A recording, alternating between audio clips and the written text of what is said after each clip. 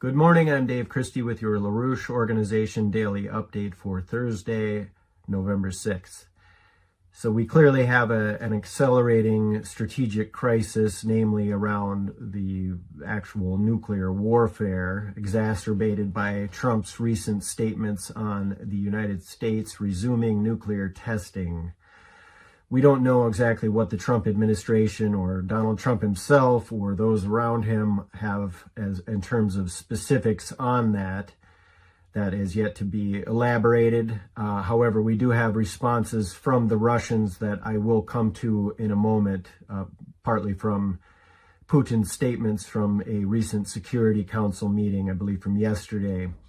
So I'll return to that in a moment, but I think what's clear is that the quality of dialogue required for resolving this strategic crisis is presently not happening at the public level, that is between Donald Trump and Vladimir Putin.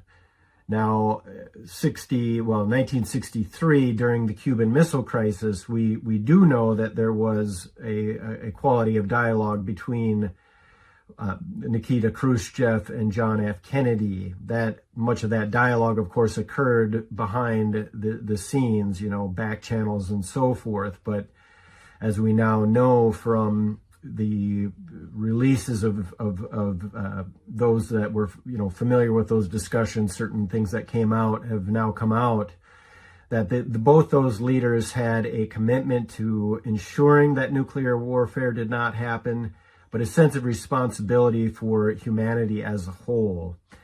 So we'd like to think that there is something happening behind the scenes between Trump and Putin. Likely there is, but is it at the level that is required?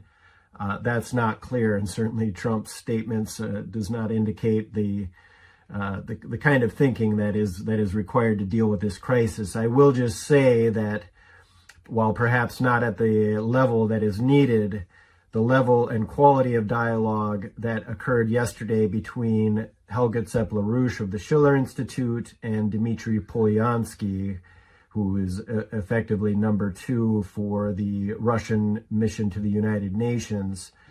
They had a discussion yesterday that you can find on EIR.news site that indicates the kind of thinking and quality of dialogue that is required at this point. So I'll come back to that in a moment. But on the question of the Cuban Missile Crisis, I would just like to remind you all of what occurred in May of 2022 out of the Royal United Services Institute. So RUSI is one of the oldest think tanks on the planet. It's a think tank of the British Crown itself. And this article from May of 2022 entitled, "This War Still Presents Nuclear Risks, Especially in Relation to Crimea." Malcolm Chalmers was the author of the article. He was the research director and director of the UK defense policy at RUSI, was also a special advisor to the UK Parliament's Joint Committee on the National Security Strategy.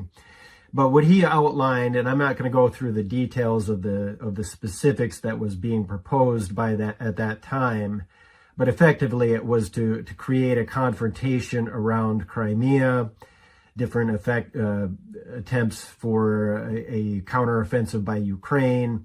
The Kerch Bridge was involved in these provocations around that. But anyway, it was to force a kind of strategic crisis around Crimea, where, of course, Russia has one of their key military bases that they've had for centuries now. But the idea was to what Chalmers eventually referred to as a Cuban Missile Crisis on steroids. And the idea was to force Putin into a kind of compromise that would ultimately lead to a strategic defeat of Russia surrounding Ukraine and allow for the further expansion of NATO, whether that means directly Ukraine joining NATO or whether that means more bases, NATO bases on Ukrainian soil and so on. But what Chalmers says is precisely because of the peril inherent in such a situation, a nuclear crisis of this sort could make it easier for leaders to make difficult compromises. And that, of course, would be the compromises that would have led, were Putin to have made them, to a kind of strategic defeat.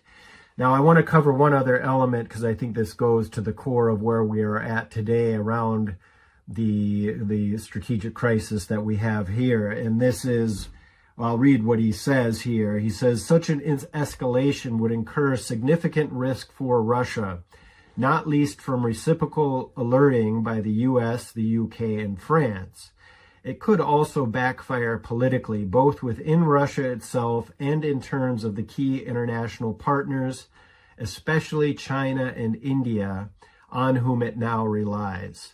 So that's how the British were thinking back in 2022, which was to create this kind of crisis, get Russia to back down, or if Russia were to accelerate that force, get them into a difficult political situation, around the question of nuclear weapons and the use of them around Crimea, that would ultimately get China and India to get jittery and back away from their political support of Russia. Now, that is clearly an indication that what the British have attempted to do is to break up the BRICS dynamic. And obviously with Russia, India, and China as what was called originally the BRIC format, the strategic triangle back in the 1990s, late 90s, as proposed by Primakov with, cooperation by his Indian and Chinese counterparts.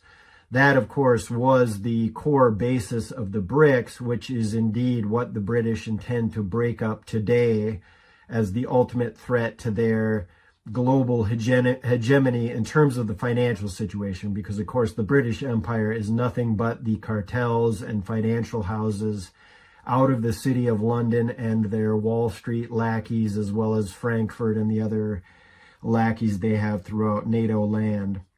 So now, obviously, that crisis that the British were proposing then of a Cuban Missile Crisis on steroids did not occur in the way they outlined it then.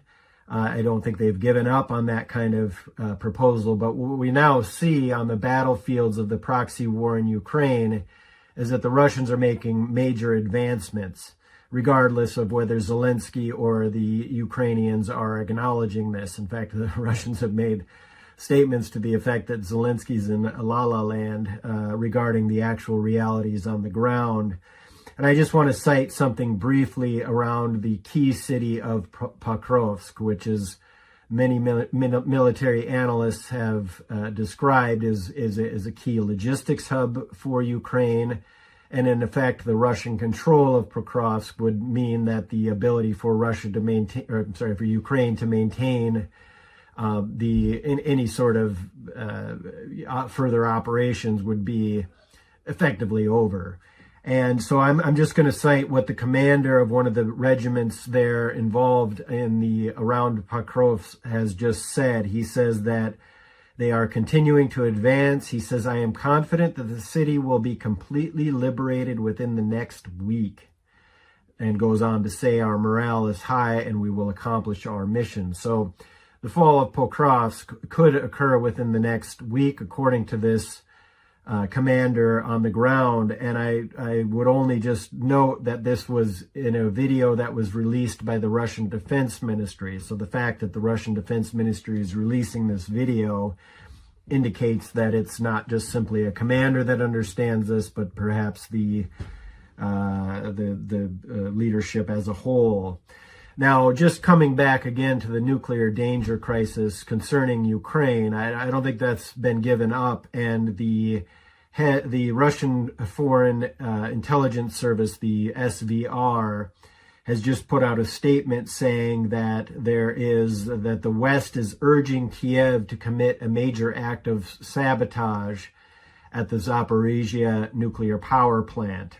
This has been an ongoing issue that the Russians have raised concerns about this in the past. But, in this kind of heightened strategic crisis, something like an act of sabotage on behalf of MI6, CIA, whoever it may be coming from, carried out by Ukrainians or whoever it's carried out, that would obviously be a significant escalation.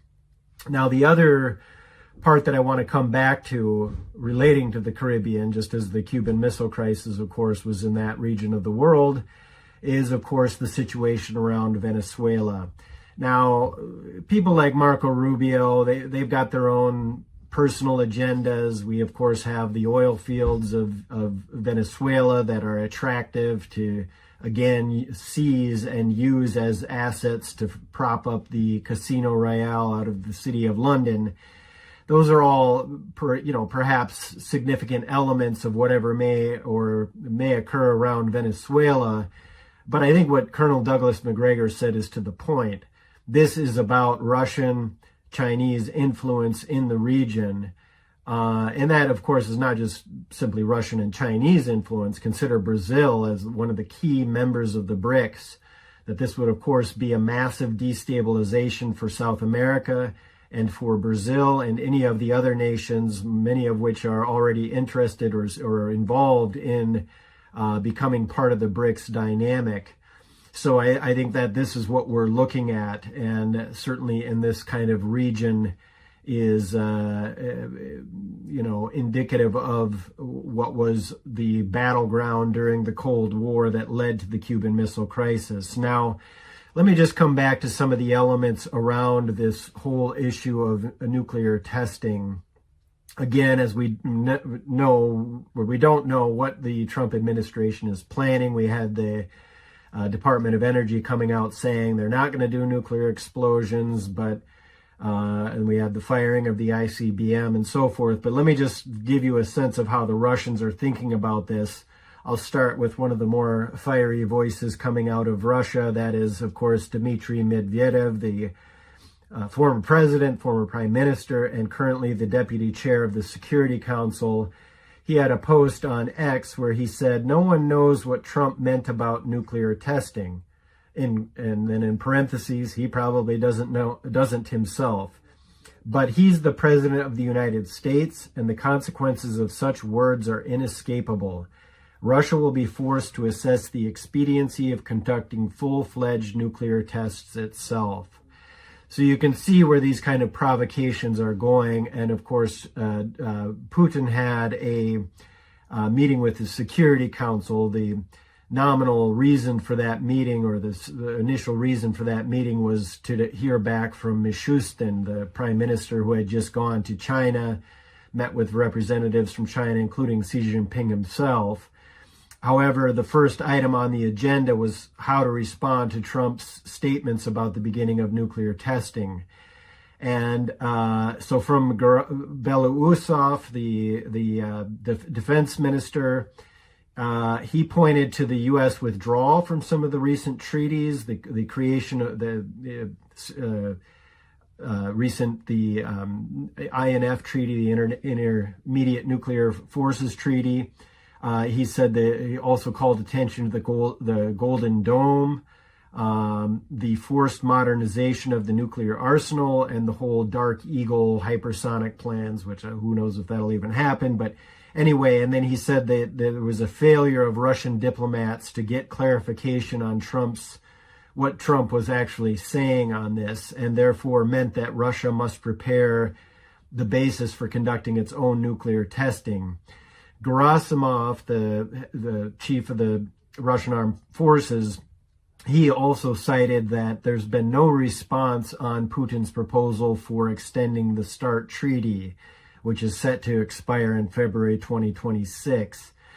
So, this is from one side. Now, Bortnikov, the head of the FSB, the FBI, if you want, equivalent in Russia, said that I agree that the situation has to be taken seriously, but there are still many questions raised before we make a decision, I believe. And that's effectively what Putin said, is that we need to get more sense of what the Trump administration is actually doing and proposing. So again, to come back to it, we need the type of quality between John F. Kennedy and Khrushchev. That is publicly not happening between Donald Trump and Putin, as we well know from the back and forth on the summits. However, the Russians have said yesterday, saying that the dialogue about that potential summit in Budapest is still on. So where does that lead us to? Now, again, returning to the dialogue between Helga Tsep-LaRouche and Dmitry Polyansky, the first deputy permanent representative of Russia to the United Nations, I'm not going to cover this in depth just for the sake of time. You should watch this dialogue. It's about a half hour. But in it, Helga Tsep-LaRouche did refer to what Putin said at the Valdai Club earlier. And I'll just read his statement. He says, Putin said, "Today's world is an exceptionally complex, multifaceted system. To properly describe and comprehend it, simple laws of logic, cause and effect relationships, and the pattern arising from them are insufficient. What is needed here is a philosophy of complexity, something akin to quantum mechanics, which is wiser and in some ways more complex than classical physics." So that's how Putin is thinking about it, and I think that indicates that, what is required to deal with the situation, as Helga Tsep-LaRouche and raised and discussed with Polyansky yesterday.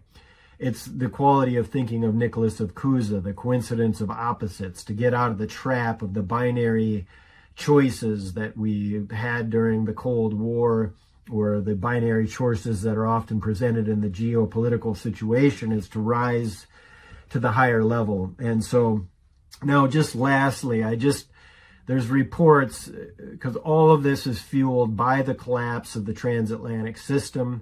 Harley's covered this in depth in the recent days, so I'm not going to go into that. But on the question of the AI bubble blowing, which is the latest phase to pump up the fraudulent Casino Royale, it's reported that Deutsche Bank has begun shorting positions around the whole AI bubble, particularly around some of these data centers that we don't even have the industrial or manufacturing or physical economic capabilities to even build these things. So there's also reports that the bailout system of the interbanking repo market began on Friday.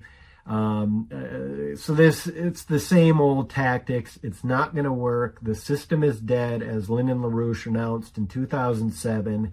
And what we need is a philosophy of complexity, as Putin said, to resolve all these crises and give up the ghost of geopolitics, and the United States should join the BRICS. So again, I encourage you to go to EIR.news site. Certainly sign up for the Daily Alert if you're not reading that already, and otherwise watch this dialogue between Helga Tsep-LaRouche and Dmitry Polyansky, and otherwise stay tuned to the LaRouche Organization